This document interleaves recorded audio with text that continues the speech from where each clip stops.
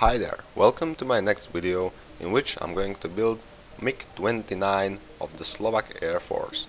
Yes, once again. For build I'm going to use the classic A version in 1:48 scale. Even though this kit is quite old and have several bad mistakes like completely bad shape of radome, no lack of details or even no details in cockpit, the terrible ejection seat and all this stuff, you can still build quite a good kit from it. And you can also buy a kit which has digital camo in the decals. I started with cutting out the pieces from the spruce. I dry fitted the ejection seat of the kit, and as you can see it looks just terrible. This is, for example, the ejection seat from Sukhoi 22 kit made by Smer. So I had to start scratch building. To make a nice looking ejection seat, I wanted to combine these two seats, the one from the kit and the one which I had a spare from the second kit. This also involves a lot of sanding, putting.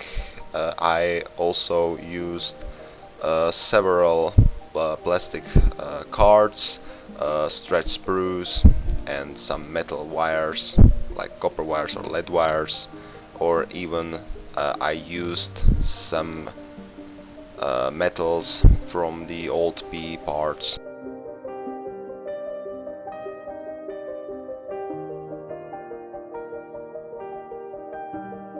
It's good to look for on the internet for some photos, so you can have some references according to which you can build these scratch buildings. It really helps.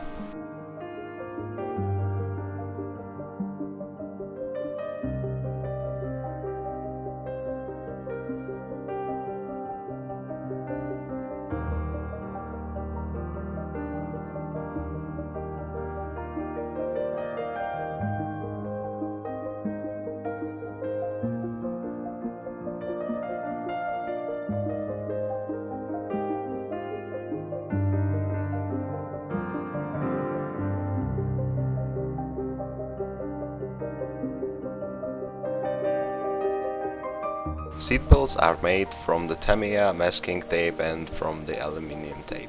And this is how the finished seat looks like. It's much better than the previous one. I painted seats with the Humbrol 33, the flat black color. Seatbelts are painted with light olive green.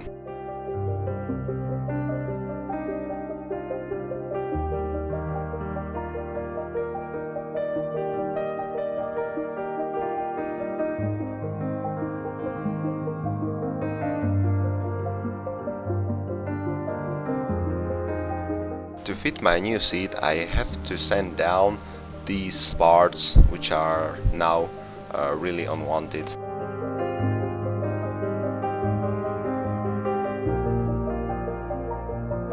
Details in cockpits are just terrible. I have to scratch build almost everything, like the sides were too thin. I had to add some plastic sheets to the sides to make them thicker. I have to add some dashboards onto them. There were several missing levers and there was no wiring at all, but thankfully with a bit of creativity you can make a really good looking cockpit even by yourself, and you don't have to pay the millions for the resin parts and such things.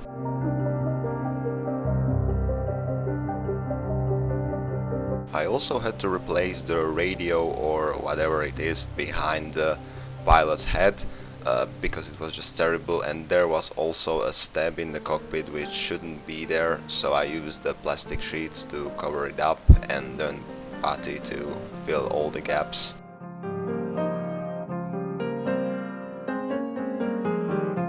I made the new radio stand from 0.6 plastic sheets and it looks just much better. Here I'm using stretched spruce to create some levers into the cockpit.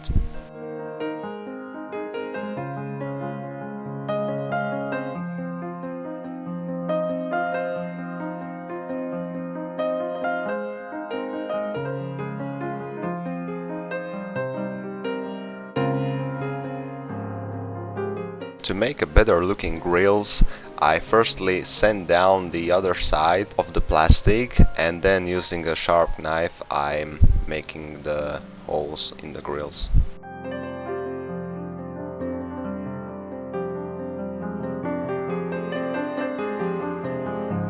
First I sprayed the cockpit with the Humbrol 33 flat black color, then mask it,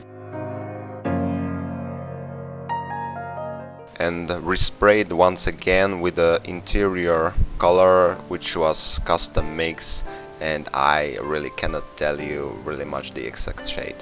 I always just take some colors which I have in my stash and then mix them until I have a color I like.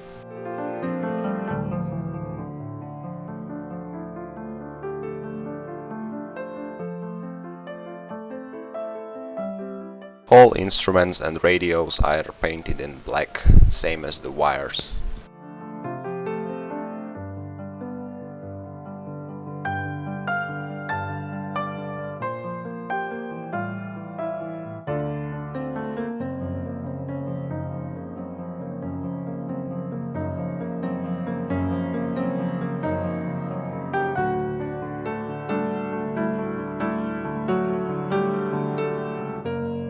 To make cockpit more realistic, I use the instrument panels which I have from the spare decal sheets.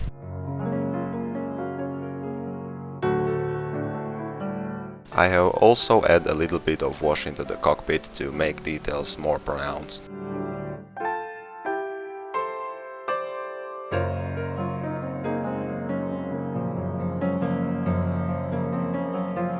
I decided to firstly glue the bottom part of the fuselage and the upper part of the fuselage separately, so that I can eliminate the risk of making some unwanted holes and gaps. And just after that I'm gluing the whole fuselage together. I'm using the strips of the tape to secure the position of the fuselage.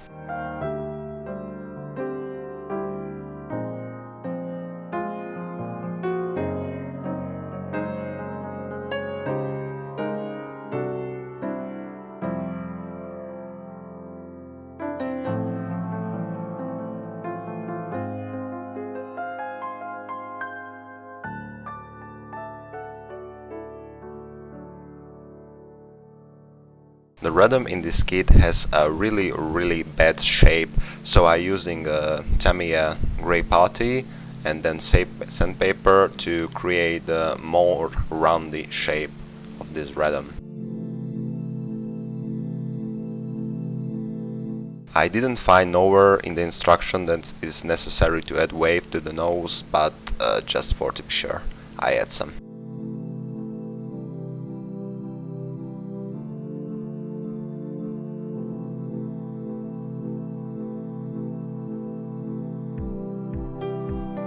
I decided to make the intake doors closed, which is a mistake because the MiG-29 when stationary has opened these doors, but the details inside were just terrible and I didn't want to show them.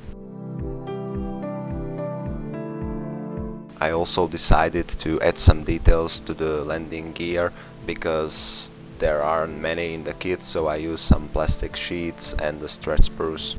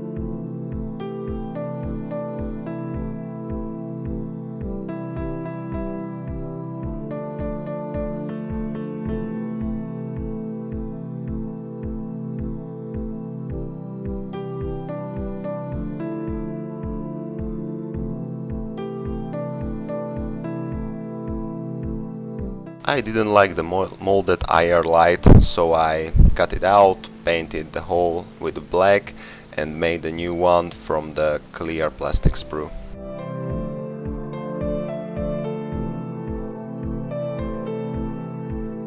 I found out from photos that there are some raised panel lines on the MiG-29, so I recreate them using the aluminum tape, which is a very handy material for scratch building.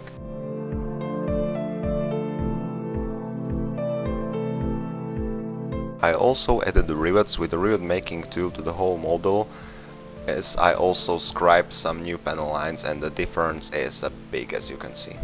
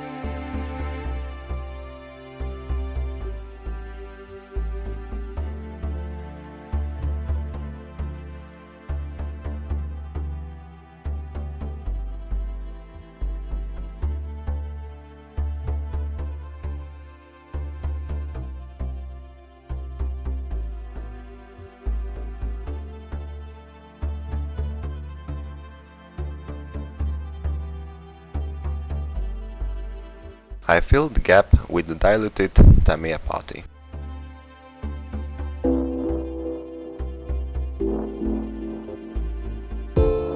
First I sprayed whole surface with the Humbrol 147, which is color something like light ghost gray.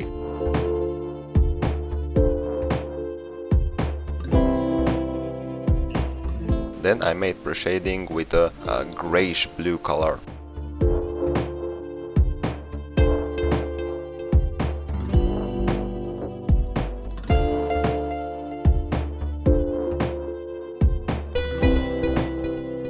And in the end I add some dots into the center of the panel lines with the white color.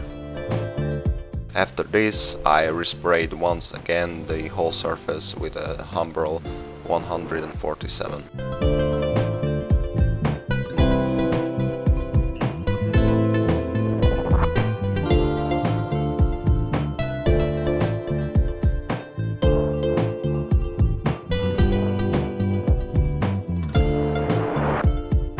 I mixed Fulcrum grey-green from Humbrol 149, Humbrol 66 and from Humbrol 65. The mixture of about one piece of Humbrol 66 to one piece of Humbrol 149 to about 5 to 7 pieces of Humbrol 65.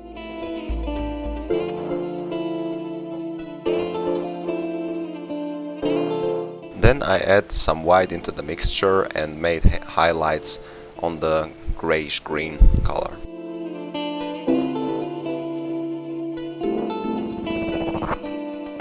The aircraft I'm making had several panels painted in different colors, so I'm spraying them with different shades of green.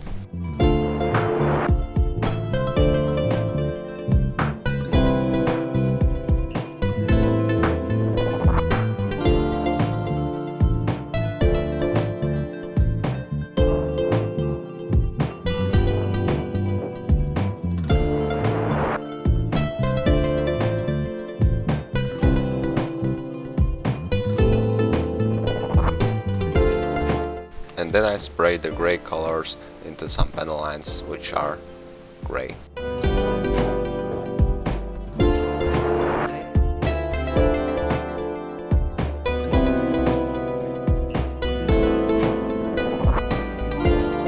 The nozzle covers are painted with Tamiya gunmetal, and the front shield is painted with the Humbrol 33 flat black.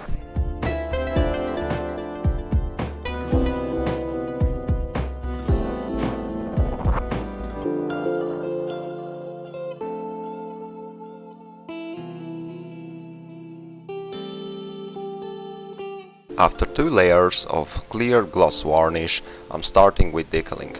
I'm using Mr. Mark's Softer Neo, which is quite good, but you have to learn how to use it. Decals I used are mostly from the spare decals box I have, but the stencils are from the kit.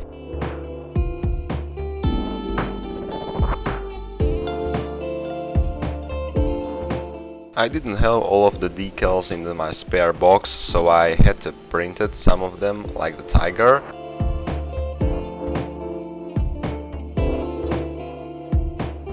Or even I have to airbrush them onto the model using the masks which I created.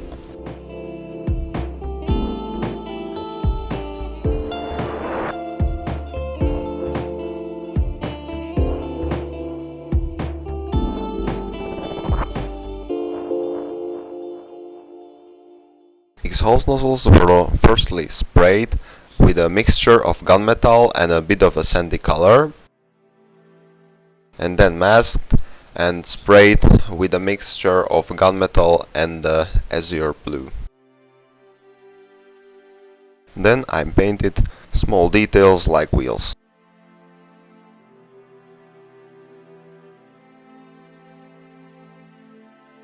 This type of ruler is very handy when spraying circles. You have different diameters which you can use. After painting, I seal everything with a gloss coat varnish to prepare the surface for the wash.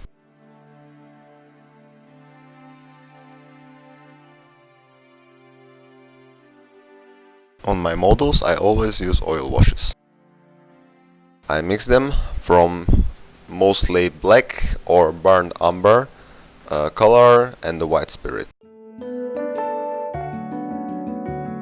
Better wear gloves to protect your models and hands. First I apply wash into the panel lines and then into the whole surface.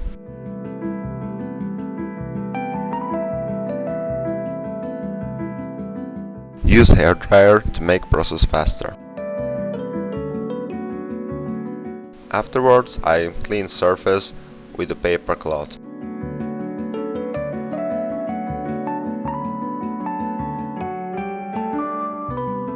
Same way I apply aluminium wash into the darker parts of the model. I clean this wash with a cotton swab. Then I painted gear bay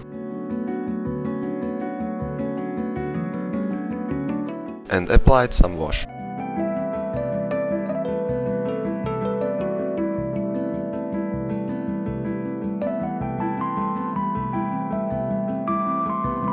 Now I was finally able to complete the whole model together.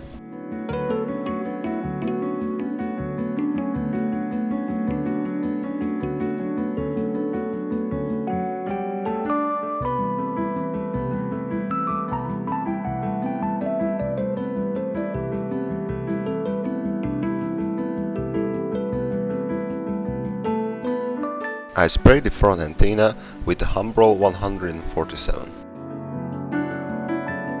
I protect my work with a mud varnish. Now I can start weathering with the oil paints. I used 2 or 3 brushes and the white spirit, and of course oil paints. First I apply white spirit onto the model. Then I start adding small dots of the oil paints with a small brush, and then I damp it with a big brush moisturized in the white spirit. Once again I'm using hairdryer to faster the process. And here is the difference between my filter and the normal color.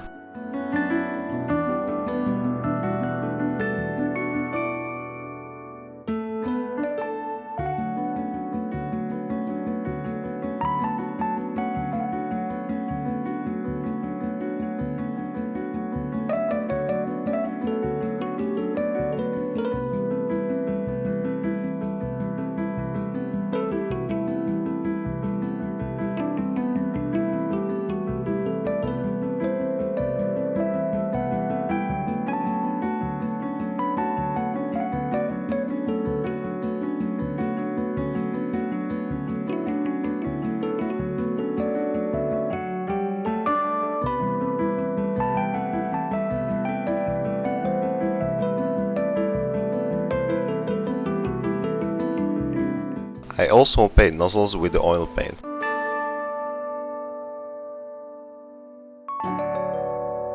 To create jet exhaust effect, I firstly apply burnt umber oil paint, soften it, and then apply black oil paint with a sponge. After oil paints, I start weathering with aquarelle pencils.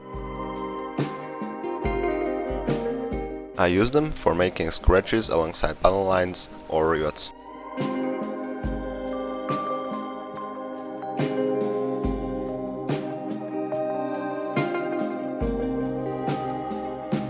Scratches on nose are made with enamel aluminium paint.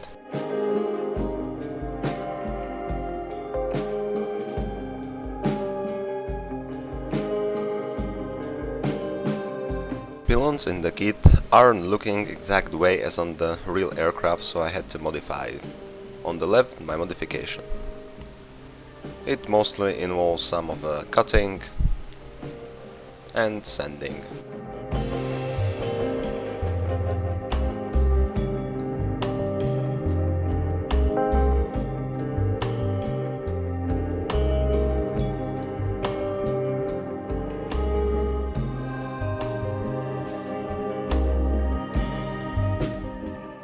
I shortened the real tails of a rocket and paint them with the white color. Then I used a sharp pencil to create post shading.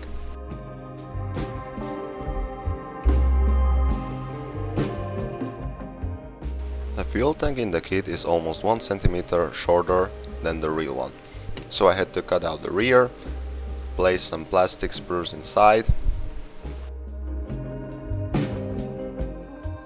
glue it back, and fill the gap with a plastic sheet and a putty.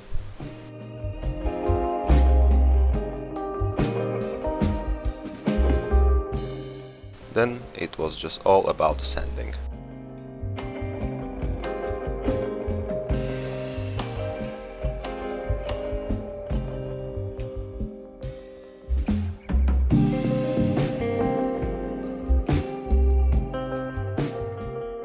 Painting with the same color as the underside of the aircraft.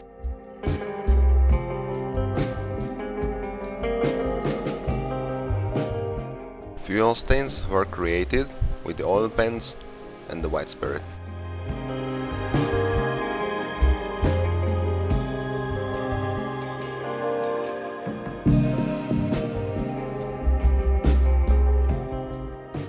To finish model, I just had to glue all the small parts onto the model, like gear bay doors or antennas. And after this step, the model is finished. Thank you very much for watching. Don't forget to see the gallery of the finished model. And until that, happy modeling and see you next time with the next video or the next build.